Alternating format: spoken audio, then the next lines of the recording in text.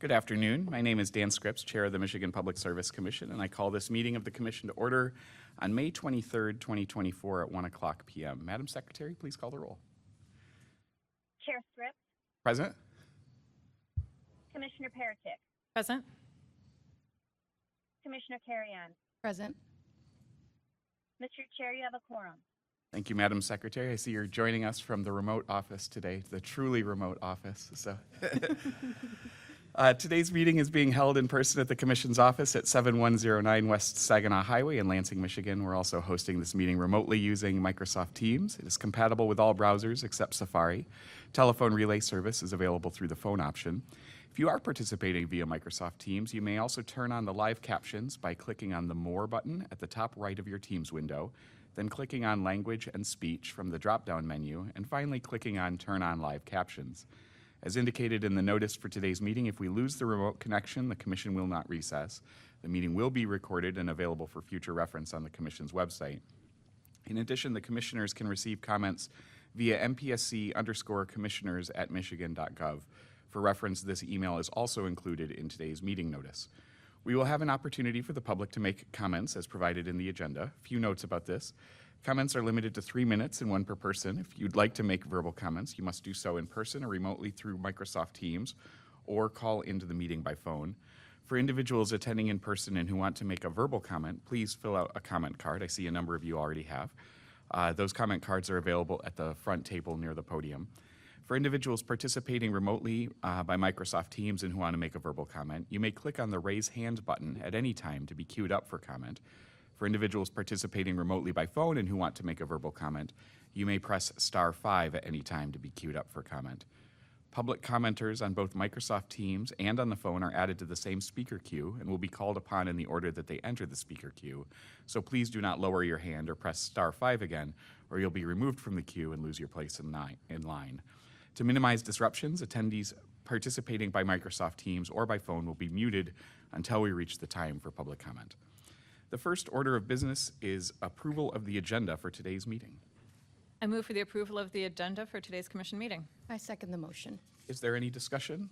We will now have a vote on the motion to approve today's agenda. All those in favor of the motion say aye. Aye. Aye. Aye. Any opposed? The motion carries by a unanimous vote. The agenda is approved.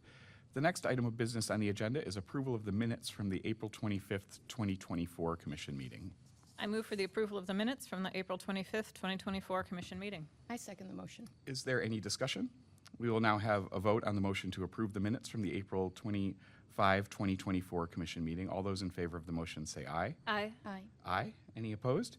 The motion carries by a unanimous vote. The Commission meeting minutes of April 25, 2024 are approved. The next item of business on the agenda is the approval of orders and minute actions on the consent agenda, and today the Commission is assisted by Staff Attorney Blair Renfro. I recognize Mr. Renfro. Good afternoon. Today's consent agenda consists of 6 communication matters, 3 electric matters, and 1 gas matter. The proposed orders and minute actions for these matters have been thoroughly vetted by the Commission's technical and legal staff and are ready for your approval. Thank you, Mr. Renfro. I move for the approval of the orders and minute actions on the consent agenda. I second the motion. Is there any discussion? We will now have a vote on the motion to approve the orders and minute actions on the consent agenda. All those in favor of the motion say aye. Aye. Aye. Aye. Any opposed? The motion carries by a unanimous vote. The orders and minute actions on the consent agenda are approved. I recognize Mr. Renfro. Item 4A1 is case number U-17377, which involves implementation of the provisions of Public Act 95 of 2013. The order before you reminds electric utilities of the need to file required Low-Income Energy Assistance Fund information no later than 5 p.m. Eastern Time on July 1st, 2024. Thank you, Mr. Renfro. I move for the approval of the order in case number U-17377. I second the motion.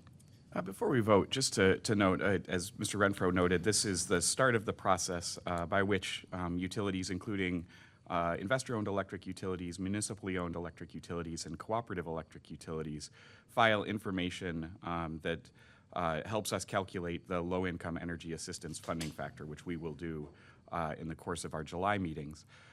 There is a provision by which utilities may elect to opt out of this, but I'd remind utilities that if they choose to do so, they are not eligible to shut off service to any residential customer from November 1st to April 15th of the respective year for non-payment of a delinquent account. And further, under statute, the law requires the Commission, together with the Michigan Department of Health and Human Services, to ensure that all money collected from the fund from a geographic area is returned to the extent possible to that geographic area. I'd also caution utilities not to engage in collection practices or communications that suggest that a customer will be shut off prior to April 16th. They obviously cannot be shut off in accordance to the law. We have heard stories of utilities who have chosen not to participate in the LIEF program from sending communications or otherwise engaging in collection practices that would suggest to their customers who may not be aware of these protections that shut-off may be imminent, and I encourage those utilities not to engage in those practices. This provides vital funding for assistance for both electricity assistance, but also for heating, and whether that is through natural gas or through delivered fuel. So it's a robust program. The need always outstrips the dollars available, and wanted to recognize that we're starting the process here today. Is there any additional discussion? We will now have a vote on the motion to approve the order. All those in favor of the motion say aye. Aye. Aye. Aye. Any opposed? The motion carries by unanimous vote. The order in case number U-17377 is approved. I recognize Mr. Renfro. Item 4A2 is case number U-21261, which involves an application filed by Indiana Michigan Power Company requesting approval to implement a power supply cost recovery plan for the 12 months ending December 31st, 2023. The order before you approves the application and power supply cost recovery factor, as described in this order, except the company's 5-year forecast, and issues a warning under MCL 460.6J7 that Indiana Michigan Power Company may not be authorized to recover its full costs incurred under the Ohio Valley Electric Corporation's intercompany power agreement. I move for the approval of the order in case number U-21261. I second the motion. Is there any discussion? We will now have a vote on the motion to approve the order. All those in favor of the motion say aye. Aye. Aye. Aye. Any opposed? The motion carries by unanimous vote. The order in case number U-21261 is approved. And I recognize Mr. Renfro. Item 4A3 is case numbers U-21502 et al., which involves a matter on the Commission's own motion to require Consumers Energy Company to show cause why it should not be found in violation of the Commission's Consumer Standards and Billing Practices for Electric and Natural Gas Service, the Commission's Service Quality and Reliability Standards for Electric Distribution Systems, and the Commission's Technical Standards for Gas Service. Staff member Chris Forrest will describe this order. Good afternoon, Chairman and Commissioners. I am Christina Forrest, Manager of the Compliance and Investigation Section with the Michigan Public Service Commission. The order before you requests approval of the agreed-upon settlement in case number U-21502 and to close the initial investigation in case number U-21458 related to Consumers Energy meter malfunctions, estimated billing, and delays in new service. On July 7, 2023, the Michigan Public Service Commission issued an order in case number U-21458 requiring Consumers Energy Company to file a report into the company's meter malfunctions, estimated billing practices, and delays in new service. The company filed its plan to the Commission on August 4, 2023. Then on September 29, 2023, staff filed a report to the docket outlining their findings and recommendations to the Commission. Consumers Energy requested a temporary waiver in case number U-20639 of electric meter testing requirements in accordance with the technical standards for electric service, seeking approval of alternative testing procedures due to the upgrades from 3G to 4G technology. The 3G technology was set to be phased out by the end of 2022. The request was originally approved under this case on December 19th, 2019. At the end of 2022, Consumers Energy indicated that due to supply and staffing constraints, they would be unable to meet the original timeframe listed in the 2019 waiver application and asked for an extension. The Commission granted them an extension on February 23, 2023. The company indicated that the meter replacements would be completed by August 2023.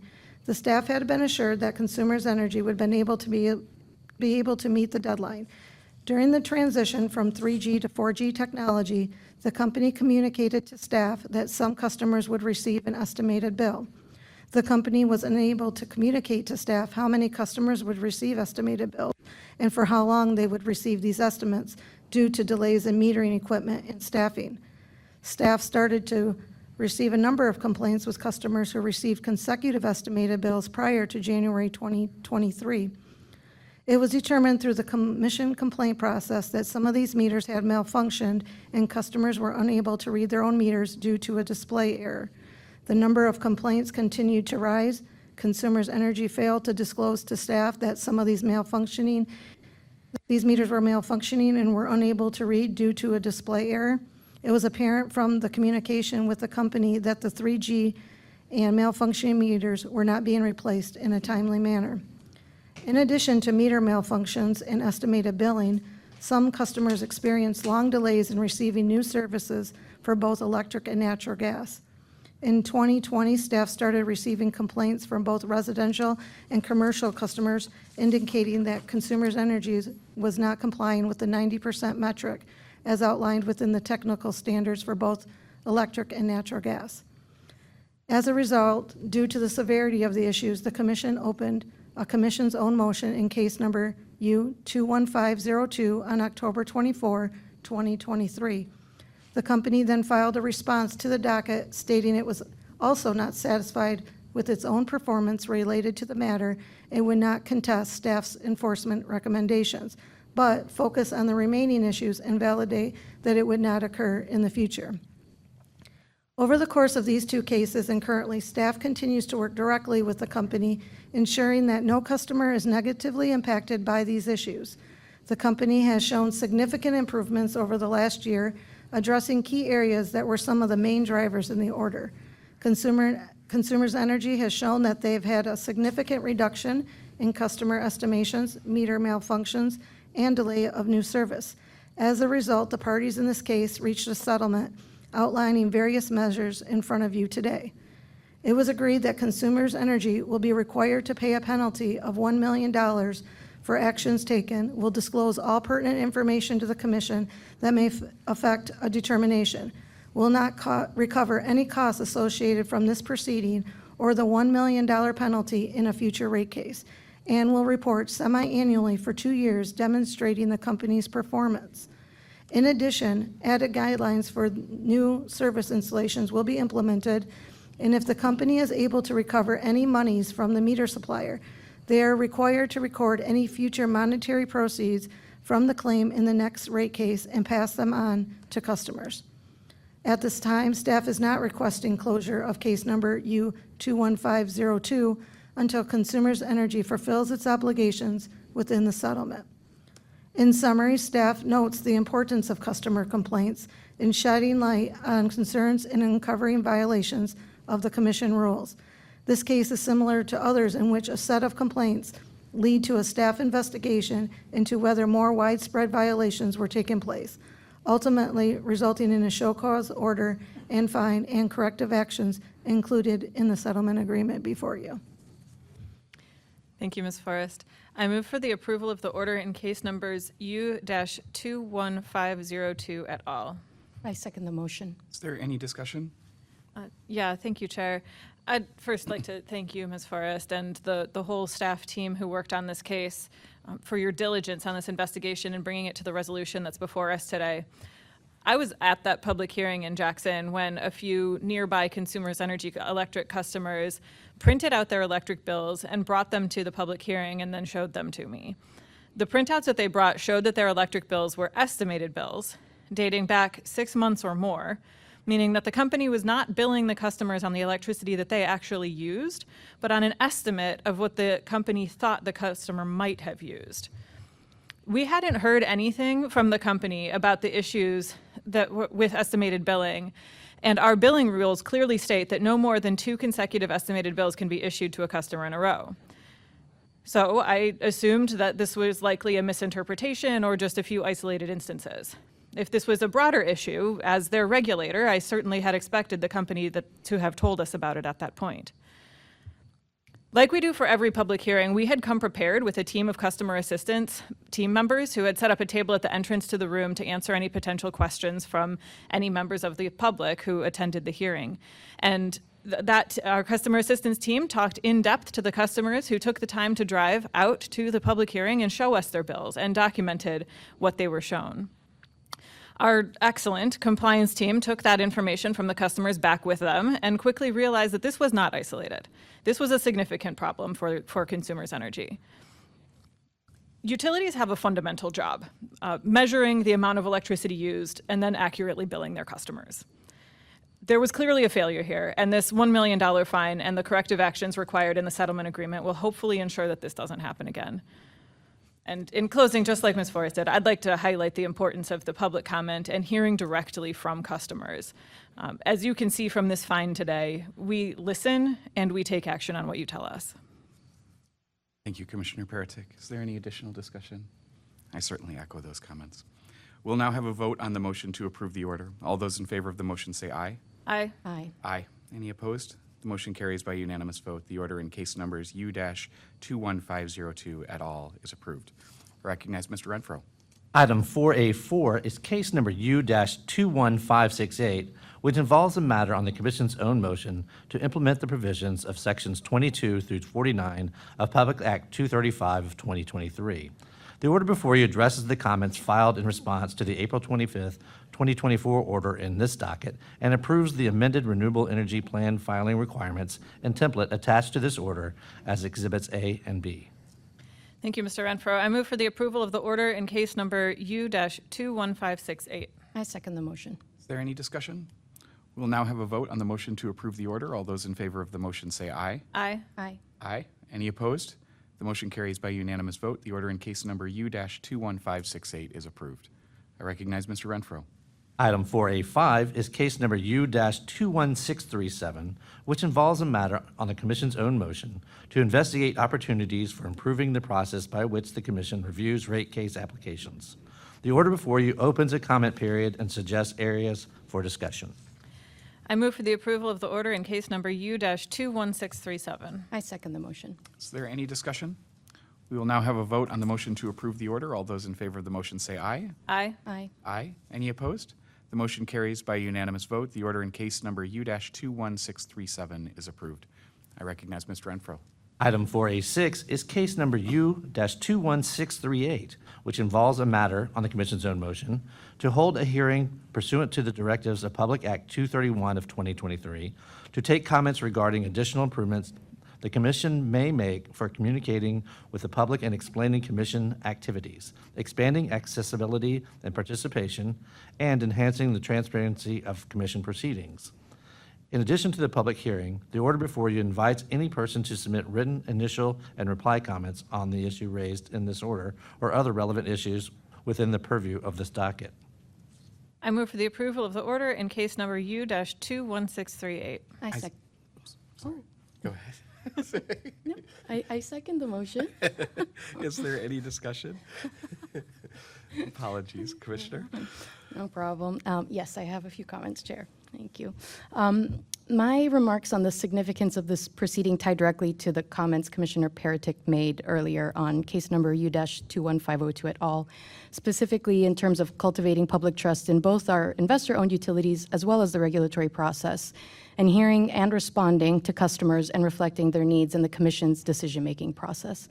As Mr. Renfro noted, this proceeding is pursuant to Public Act 231, signed into law last year, and invites comments on a few key questions that aim to address public engagement in Commission decision-making processes and procedures with respect to the accessibility and transparency of the Commission's decision-making processes, opportunities for participation in the Commission's decision-making processes, especially by low-income residential customers that experience high energy burdens, and individuals and communities impacted by Commission decisions, and the responsiveness of Commission decisions to community needs and priorities. We know that to make the most well-informed decisions we can to serve Michigan customers, we need to listen to and reflect the needs of a diversity of experiences and circumstances in our decision-making processes and in the directives contained within our orders. So we encourage members of the public to share comments on these topics in person at a public hearing on August 28th in Flint, and this docket will have all the hearing details for anyone who wishes to attend, or in writing to the Commission by September 27th. A representation of diverse voices, perspectives, and importantly, direct knowledge of and experience with impacts resulting from Commission decisions is imperative to ensure our regulatory processes are not only responsive to real needs that protect Michigan utility customers, but help foster a just and equitable outcome across our state's communities.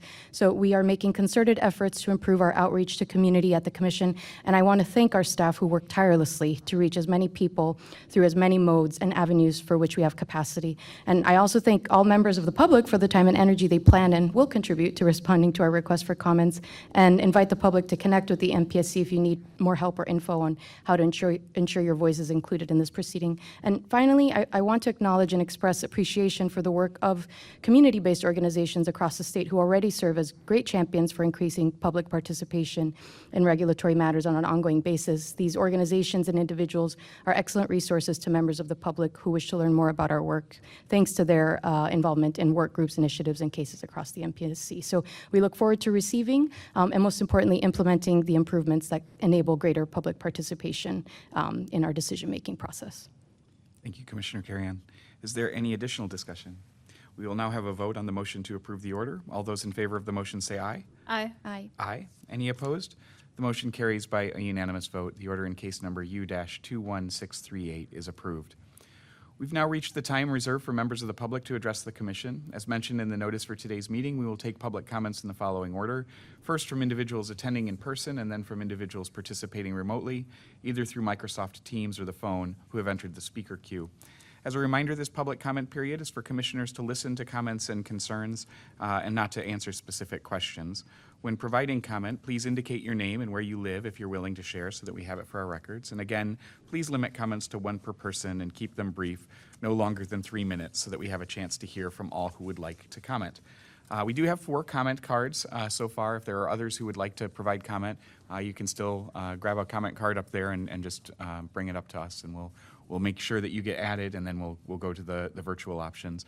So the first is Robert Williams, and then I've got Bruce Shedd on deck. So, Mr. Williams, it's good to see you again. Yes, sir. Thank you. Thank you again for the opportunity to speak. I brought forth several issues during the April 25th meeting. It's regarding the ITC power transmission lines running directly across an airport. Directly across the airport, nowhere near it, but across it.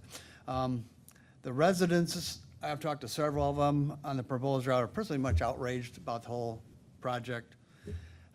The alternate route versus the proposed route would have less long-term impact on both the general public use and incur much better property taxes by using the alternate route versus the proposed route. The airport in question is 18MI, the R&R Ranch, which is just south of Marshall Airport, and I have a package which I've turned in. I was going to give it to Ms. Felice, but a package for later review shows it on the map.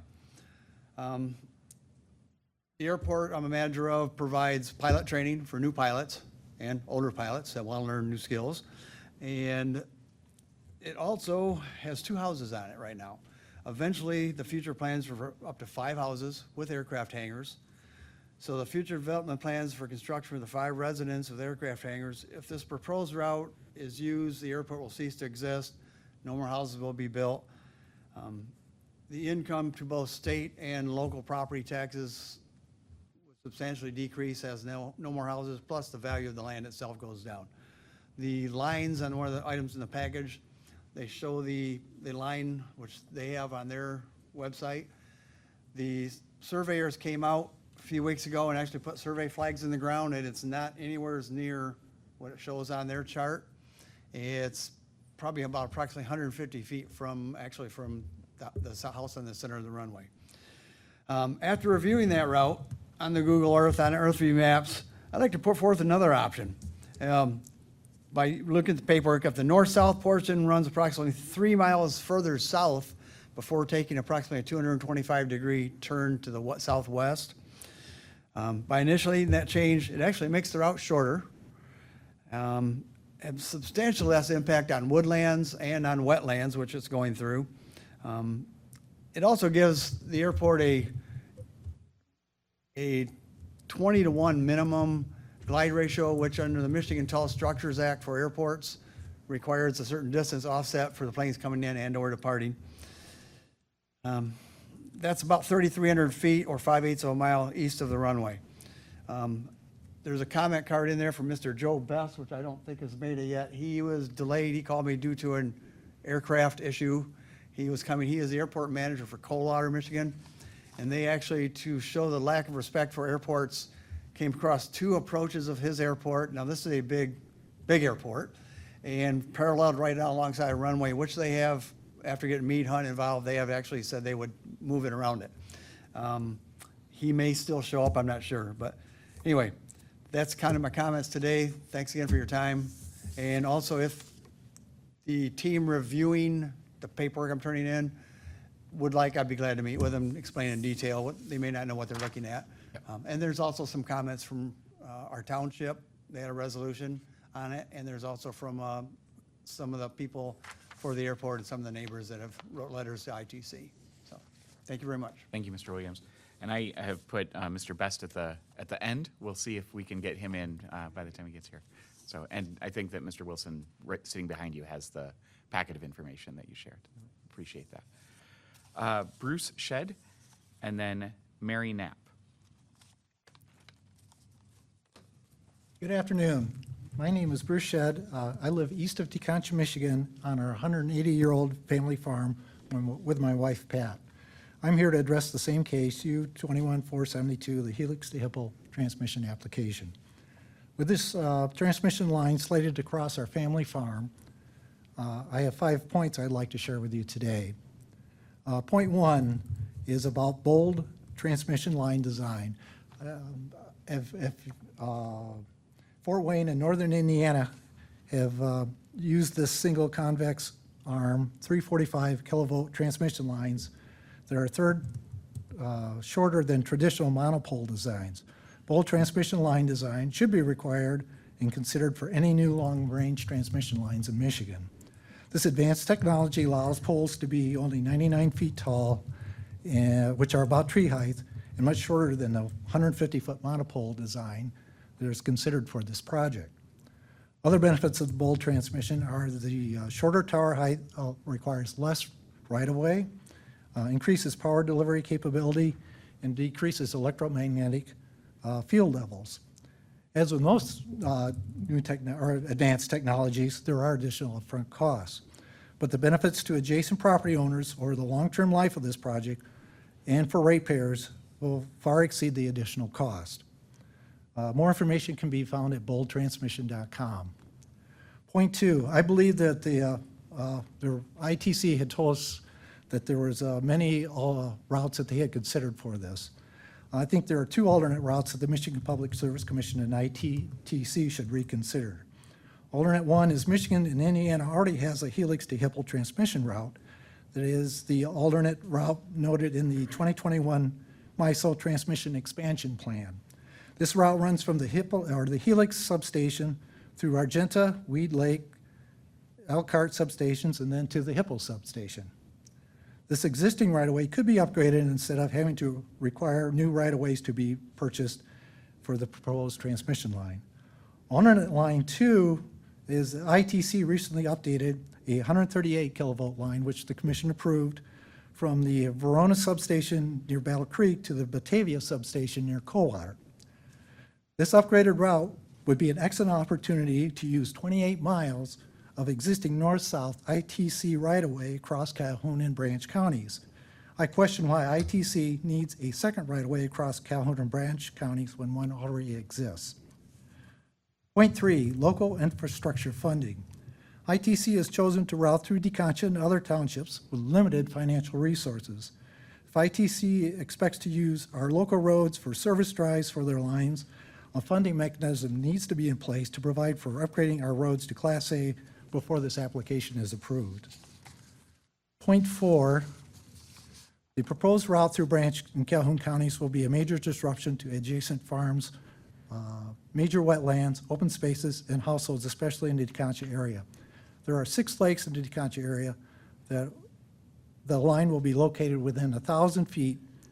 These lakes, approximately 1,000 feet. These lakes are East Shed Lake, South Shed Lake, Vincent Lake, Round Lake, Olney Lake, and Hubbard Lake. These lakes host a diverse group of waterfowl, along with bald eagles, other birds of prey, Michigan protected wildlife, and they will have their, have their habitat disrupted and destroyed by the preferred route location. The use of the alternate route will avoid the location of the line near these 6 lakes. DeConcha also has many Indian heritage sites, as the town is named after, along the proposed route that could be destroyed during the construction of the preferred line. Finally, point 5, our farming operation will be majorly impacted. With the preferred line crossing our property, we will be unable to irrigate and aerial apply products as we currently do. Our cattle will also be affected by the electromagnetic fields. Finally, please preserve Michigan's current lakes, wetlands, open spaces, and farmlands by locating the line to other than the proposed route, and consider using advanced technologies that are available. Thank you. Thank you, Mr. Shedd. I couldn't help but notice that 2 of the lakes are Shed Lakes, so I'm imagining there may be some connection there. Mary Knapp.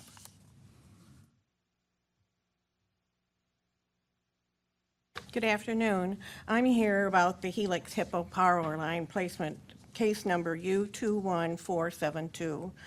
Like Bruce, I am a family farm owner. I am a 6th generation, and the power poles are going to go down every one of my fields.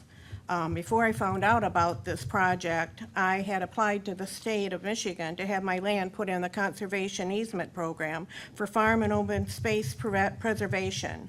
Because of new staffing issues in this department, my application has been stalled. I am still going to pursue this avenue to protect my farmland the best I can. I asked at the informational meeting that ITC had in my area how they picked this route. Out of 500 possible routes, they chose ours because it had the most open space. This is a power company line that's going directly from Michigan to Indiana. It just seems wrong that they take over prime Michigan farmland for this project. The power poles will devalue my property. I will have to farm around them and deal with construction, land compaction for a stipend that is yet to be determined. I get no tax break for them, and they will make more money off that route, no matter where it is placed, than what I can make with my crops. I will become the power line vegetation maintenance man for that route. There are other routes for them to make. They can go down property lines, so 2 farms can farm around them. They can go down township lines or road right-of-ways. I urge you not to okay this primary Helix Hippo route to preserve Michigan farm families, their land, and their livelihood. Thank you for your time and consideration. Thank you, Ms. Knapp. I'm assuming that you're Mr. Best? Yes. Excellent. We have a card for you, so you're welcome to make public comment if you'd like to. Yes? You hear me? We can, yes. I'm the airport manager at Branch County Memorial Airport. When ITC proposed their initial route, it cut right through the airport approaches and alongside our emergency landing field. I objected strongly, and they rerouted it. They moved it away from my approaches. That would have been a severe blow to the airport. We'd have lost all of our utility, and we'd have lost a lot of commercial traffic. We have a lot of jets coming in and out of there. But they did do that for me. I appreciated it. And I gave Rob Williams the map I've got a 24 by 36 rendering showing the reroute. Now, in his case, R&R Ranch Airfield, I've landed there. It's a nice airfield. It seems like a small deviation would avoid destroying its utility as an airfield. It seems to me that a lot of this routing is being done by an entity that's some distance from us, not from around here. I don't know why, as I heard someone say earlier, they can't follow property lines and have a little bit more forethought to the effect, the unintended consequences of exactly how this route goes. And I think that to save Rob's field, it'd be nice if they could do the same for him. I can provide that rendering from my consultant that shows the position of all those structures, where they were and where they are now, as far as the proposal is concerned. That would be great. We'd love to see that. The package I gave this gentleman, copy of what he's talking about. He has Okay. Okay, all right. That's about it. Appreciate you making the trip. Thank you. Thank you. Are there others who want to provide public comment at this time in person before we open the virtual options? Okay. Have to rely on my more technologically sophisticated colleagues for this, but it doesn't look like there's anybody in the queue at this point. Cricket might want to say something. Yeah, now. the Cricket's had his 3 minutes, so we're going to cut it off at that point, I think. So, all right, well, that concludes the public comment period of this meeting. Please note that the public may continue to submit comments at any time to the commissioners via email at mpsc_commissioners@michigan.gov. Just 2 announcements. First is Commissioner Carrion noted the public hearing for the public participation docket U21638 will take place on Wednesday, August 28th in Flint. Specifically, it'll take place that evening from 6 to 8 p.m. at the Riverfront Center located at 1 Riverfront Plaza in Flint. And we're looking forward to being back in Flint. And details will be filed in the docket shortly. And also, as part of our ongoing efforts to increase public participation and transparency and get to other parts of the state, we're actually scheduling our next regular commission meeting for Grand Rapids. We'll be meeting at 1:00 p.m. on June 6th, 2024, 2 weeks from today, at the L.V. Eberhard Center downtown. That's 301 Fulton Street West on the campus of Grand Valley State University. Commissioner Carrion, I believe that you also have an announcement. Yes, I have a few. I wanted to highlight some of the ongoing events and efforts to advance diversity, equity, and inclusion within our state. So first, earlier this month, Governor Whitmer proclaimed May as Mental Health Awareness Month to raise awareness and reduce stigma about discussing mental health. And as shared in the proclamation, mental health includes our emotional, psychological, and social well-being.